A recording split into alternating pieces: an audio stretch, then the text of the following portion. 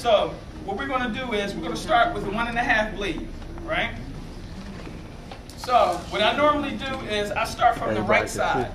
I'm going to start with this right side and work my way all the way around to the left, leaving the top untouched, right? Now, this normally would take about a minute to do, right? But since, you know, we have to teach in the class, we have to stop and talk and explain things like that, it may take us about 3 minutes, right? But you'll see that the technique is effective. Excuse me? We're performing basically, like you see him with here, we call it a dark hustler. I mean, it may be different terminologies wherever you're from. Caesar. But it's just basically even all the way around a dark look, dark fade. All right, so we're going to start from the top and work our way down. Can you spin around so we can see how high you will with that? I surely will. Thank you. Okay, working in strokes. You want to start from the top and ease your way all the way down. You don't want to be choppy, right? From top to bottom. And the reason why we do it this way, just imagine that when you're in your house and you're painting, right? When you paint a wall, you don't start from the left side and then go to the right and then go to the top and go to the bottom. Because if you do that, when you step back, your wall is going to be spotty, right? Everybody agree? Yes. All right? So the same thing applies to cutting. It's the same technique. And that's what I had to realize. So, okay, now we continue to work our way all the way around. And one of the reasons why we want to work this way is because, like I said, it's going to eliminate time and you're able to make more money.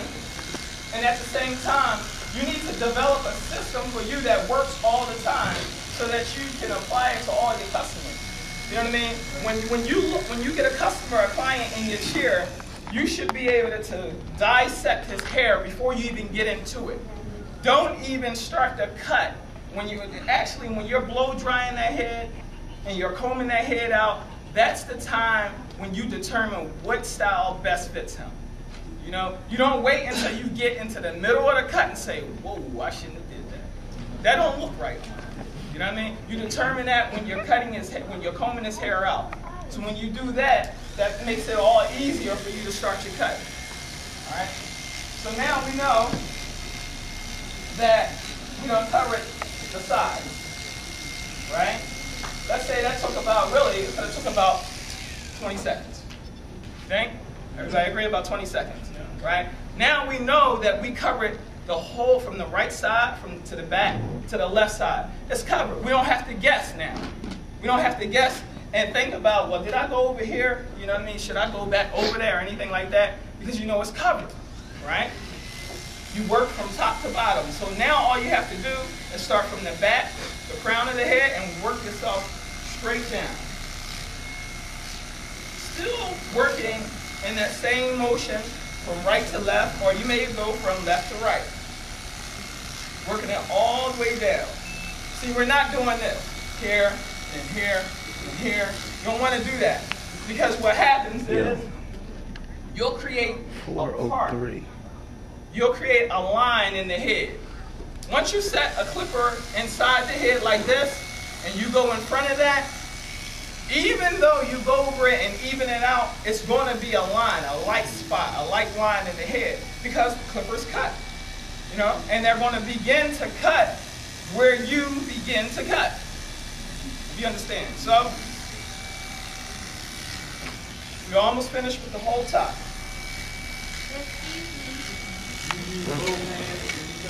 Yes, yes. I would recommend that everyone get used to cutting with both hands.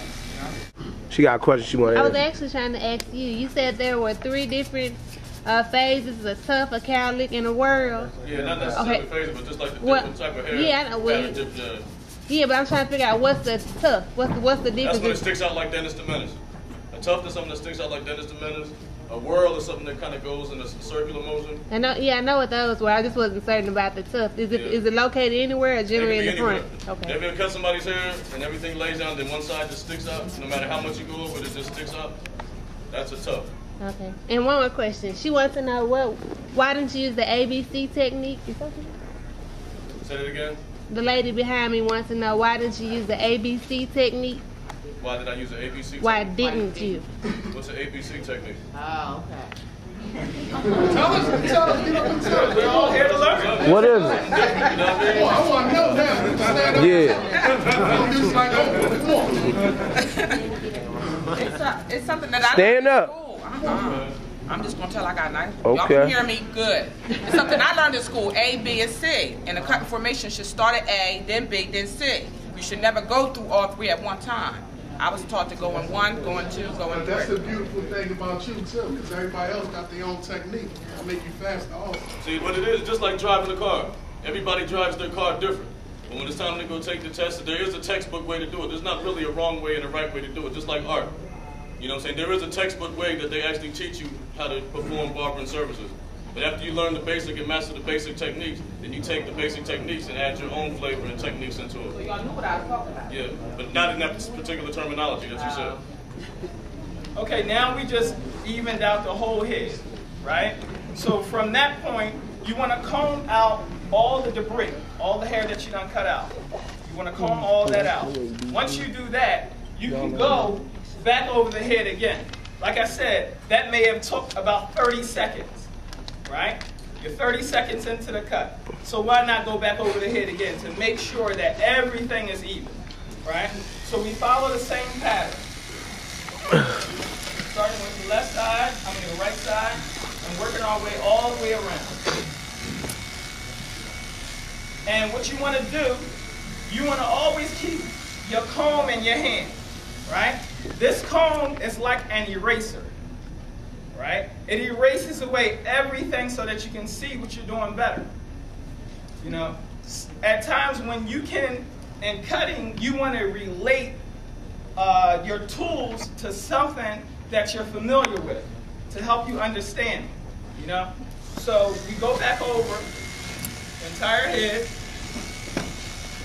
After we do that, then we're going to start with our trim. We'll trim over the whole head.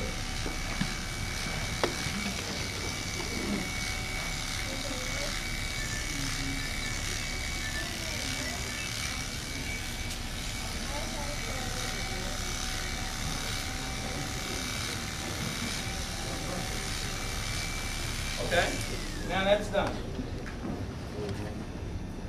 We cut down our whole head. So now when we go to our trim, we know that our trim should come out a whole lot better. It's because we follow a particular pattern so that the hair can lay down for the next step, right? That's all you're doing. And when you're cutting hair, you're building. You're building. You start from the base, and then you build on top of that. And whatever you put on top of that, it may be a pencil highlight, it may be dye, it may be parts, but all of those things that you put into the cut, that's when you build on that, and then you have your outcome, right?